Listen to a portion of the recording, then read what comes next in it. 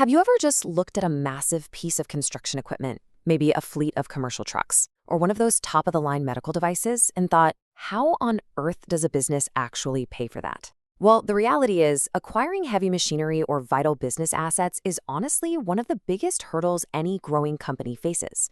Today, we're going to look at the core problem of how you scale a business while preserving your absolute most precious resource, your working capital. So welcome to this explainer. Today, we are going to completely demystify the real mechanics of acquiring heavy machinery and commercial equipment. We've pulled together data from major Canadian lenders, equipment financing experts, and real-world lease agreements to give you the ultimate blueprint. Here is our roadmap for today. First up, the cash flow problem. 2. Lease, finance, or grant. 3. The reality of rates. And finally, number 4, hidden fees and fine print. Let's dive right in. Starting off with Section 1, the cash flow problem, and how to preserve your capital. Let's be totally honest here. Heavy equipment, it costs real serious money. We're talking anywhere from $50,000 to often $500,000 or more.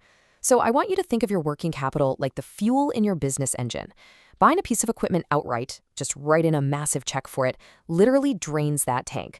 Tying up all that cash in a depreciating asset stifles your operational liquidity. I mean, that's cash you suddenly can't use for payroll, marketing, emergency repairs, or taking on those new, larger contracts. Equipment financing exists precisely to keep that fuel in your tank by spreading the cost over manageable monthly installments. Now, what's actually super interesting here is the distinct tax logic between owning an asset and leasing one through an operating lease. When you take out a loan to own the equipment, your tax preparation means you have to calculate capital cost allowance, or depreciation, alongside the interest portions, completely separately. But with an operating lease, your monthly payments are typically treated as a 100% deductible business operating expense. For a lot of small businesses, this leasing path gives you a much more immediate and predictable reduction in taxable income, all while keeping the asset completely off your balance sheet. Moving right along to Section 2, lease, finance, or grant. Basically, how to actually get the keys. If you're sitting there worried that getting financing is going to be like pulling teeth at a traditional bank, you are definitely going to be relieved to hear this. Alternative lenders in Canada, like Service Capital, for example, use a highly streamlined 4-step process. You submit a really simple application. Often you just need basic equipment info and a couple months of bank statements. Step 2 is a remarkably quick approval, sometimes coming through in literally just a few hours.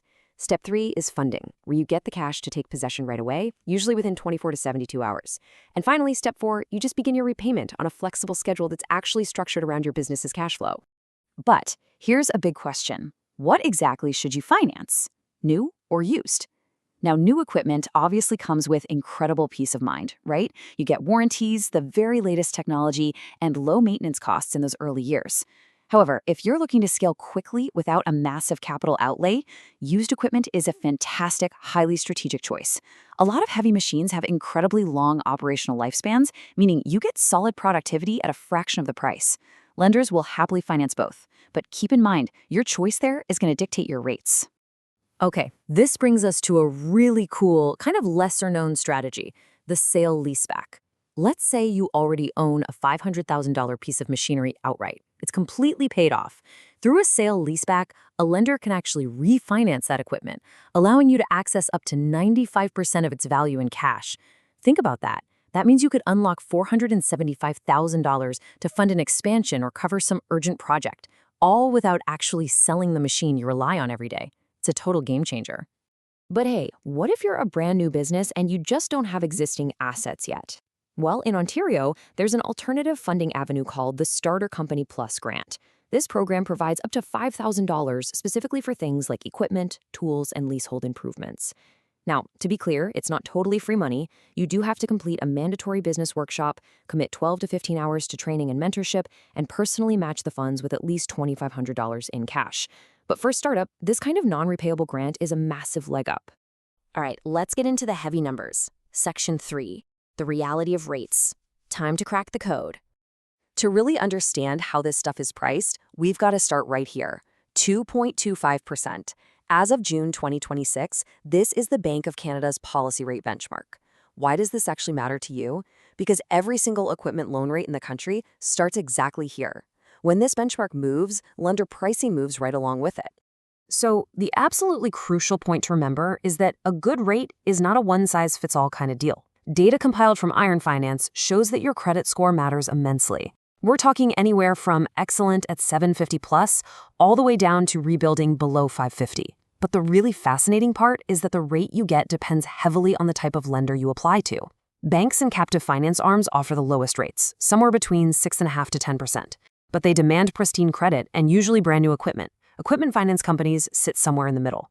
And then private lenders handle the challenged credit and older equipment, which pushes rates up to anywhere between 16 and 22%. Applying to the wrong lender category for your specific profile is honestly the fastest way to either get declined entirely or massively overpay. And hey, speaking of overpaying, you've got to watch out for the illusion of low rates. Lenders will often quote you what's called a stated rate. Let's say it's 8.5%. Sounds pretty great, right? But the stated rate is just the base interest percentage. Actually, scratch that. What you really need to ask for is the APR, or annual percentage rate. The APR includes all those hidden fees and administration costs baked right into the loan, annualized over the term. I promise you, an 8.5% stated rate that's loaded with fees can easily be way more expensive in real dollars than a nice, clean 9.25% rate with zero fees. Now, how does this work when we talk about leasing rather than a straight loan? Well, leases usually aren't even quoted with an interest percentage at all. Instead, they use something called a lease rate factor. This is a tiny decimal, something like 0.0192. You just multiply this decimal by the total cost of the equipment to get your exact monthly payment. It's a bit complex because this single little decimal rolls the interest rate, the length of the lease, and the estimated end-of-lease value of the machine all into one single number. Which perfectly tees up Section 4, hidden fees and fine print. You absolutely have to read this stuff before you sign. Remember that APR we just talked about? Well, here is exactly what gets baked into it to make those base rates look artificially low. Documentation or origination fees can range from $250 to $1,500, literally just to draw up the paperwork. If you're buying used gear, expect an appraisal fee up to another $1,500. Oh, and if you let your own insurance lapse, the lender will definitely hit you with highly expensive forced-placed insurance. But you know what the biggest trap is? Prepayment penalties.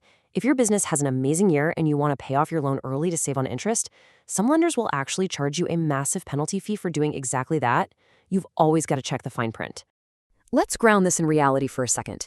When you look at a real equipment lease agreement, like one from Edmonton Heavy Equipment Rentals, for example, you're going to see some incredibly dense legal structuring. We're talking strict definitions for effective dates, terms, and these rigid suitability clauses where you have to acknowledge the equipment is leased strictly as is. And then there's the actual equipment roster itself: Manitowoc crawler cranes, Bauer hydraulic drill rigs, diesel hammers. It's serious hardware. And it comes with serious numbers, like a monthly rental payment of $33,333.34. This is exactly what these contracts look like in the real world when heavy iron finally hits the dirt. Wow, okay, so we've covered a ton of ground in this explainer today, from the core cash flow problem to the reality of how leases, loans, and rates are actually structured behind the scenes. So I want to leave you with a final provocative thought to really chew on. When you look at your next major equipment acquisition, ask yourself, in a world where technology and market demands change practically overnight, are you buying a productive asset or are you just buying future obsolescence? Because sometimes the flexibility to upgrade through a lease is just far more valuable than the pride of ownership. Review your own operational finances. Always check those stated rates against the APR. Keep your working capital engine fueled up and keep learning.